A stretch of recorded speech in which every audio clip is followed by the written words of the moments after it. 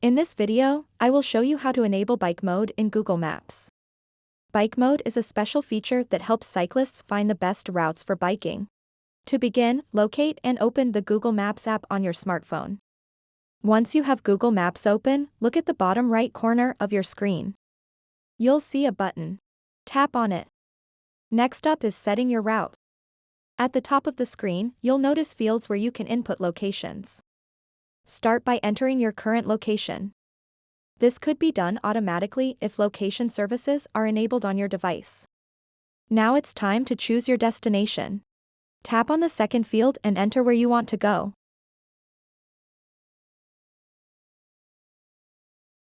After selecting your starting point and destination, Google Maps will present several routing options based on different modes of transportation: driving, walking, public transport, and biking.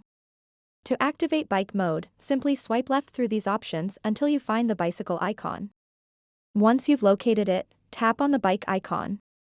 Instantly, Google Maps will adjust its suggestions to show only those routes suitable for cycling.